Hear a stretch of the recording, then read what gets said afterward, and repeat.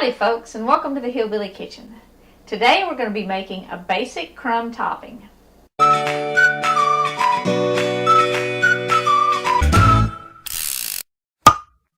Now this crumb topping you can use in all your fall and winter baking. It's good on pies, pastries, muffins, danishes, all that kind of stuff.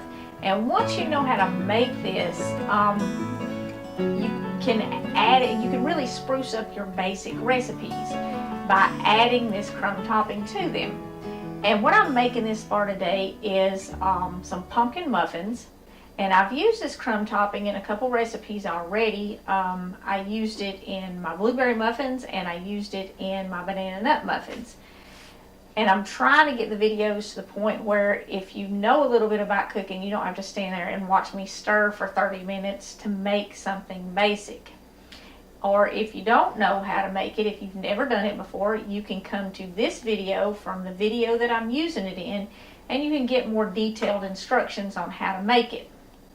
Because I am going to talk a little bit about variations on it and how to get it to turn out the way you want it. Because nobody likes a crumb topping that's solid. I mean, it kind of defeats the purpose of a crumb topping. So a basic crumb or streusel topping only has 3 ingredients. It has equal parts flour and sugar.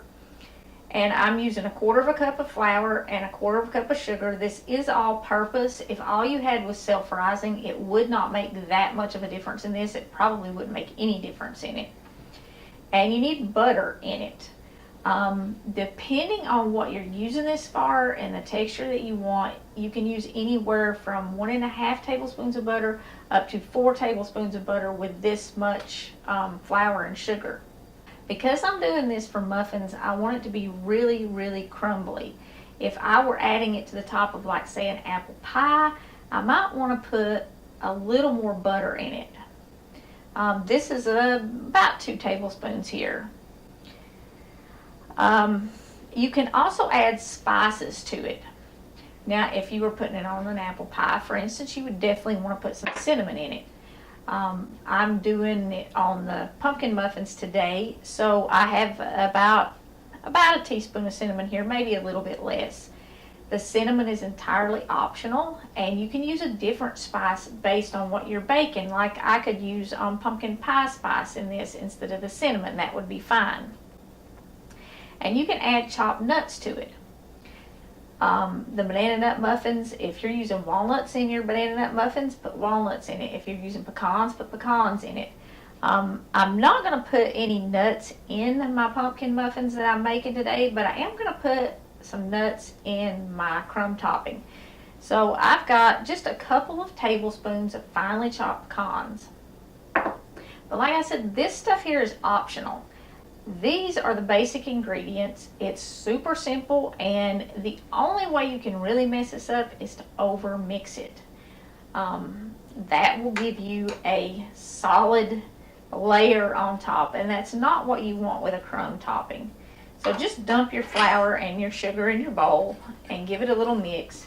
And I always mix this with a fork. You could also mix it with a whisk or a pastry blade or something like that, but you don't want it over mixed. That's very important when you're making this.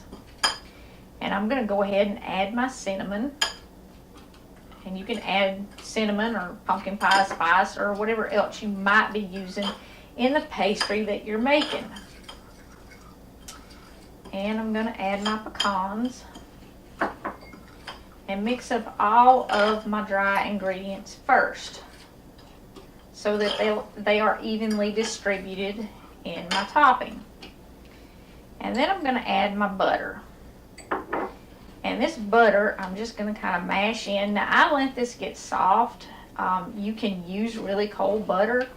It's harder to bust up the cold butter, but it's a little harder to get the soft butter to mix in evenly. So, you know, it's 6 of one, half a dozen of the other. If you've got cold butter, use cold butter. If you've got some sitting out, it's not going to hurt a thing. Now you can mix this up ahead of time, like around Thanksgiving and Christmas. If you're expecting a lot of company, Even in the fall around Halloween and stuff, a lot of times the kids would have friends over, or I would take the Girl Scout troop or the Sunday school class or something, the youth group, to corn mazes and stuff like that. And I would have to have snacks for them to take, or maybe have breakfast for everybody ready in a hurry. And this is a good like base recipe. You can mix this up and in a larger batch, you know, maybe do a whole cup of flour and a whole cup of sugar and mix it up that way. Stick it in your refrigerator, and then when you go to make your muffins or your pastries or whatever, you've already got this part done. But just keep it in the refrigerator during the holidays, and it'll make baking easier, and it'll give you another variation. Like if you were making muffins for a big group of people, not everybody likes nuts. So you could do some of them with the nuts on top with the crumb topping, and do some of them without nuts on the top with the crumb topping. It's a good way to add variety to your baked goods without necessarily baking two totally different foods.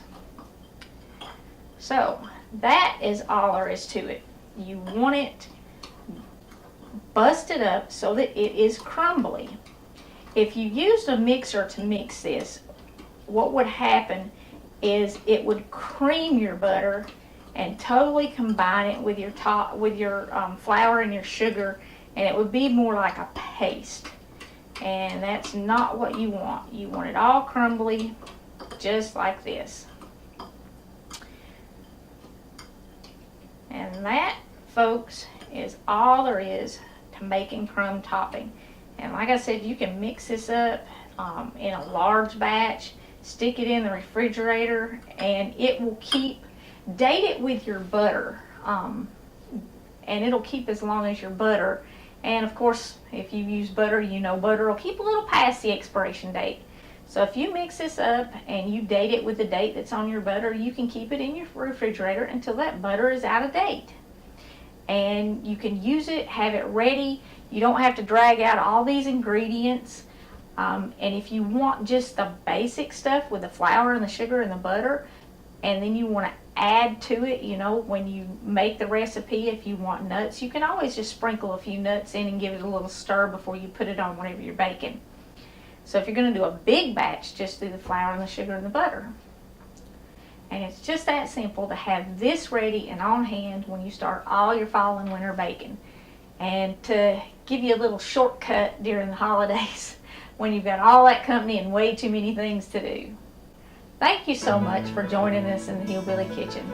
If you haven't already, please click that subscribe button and click the notification button so you know when we put up new videos.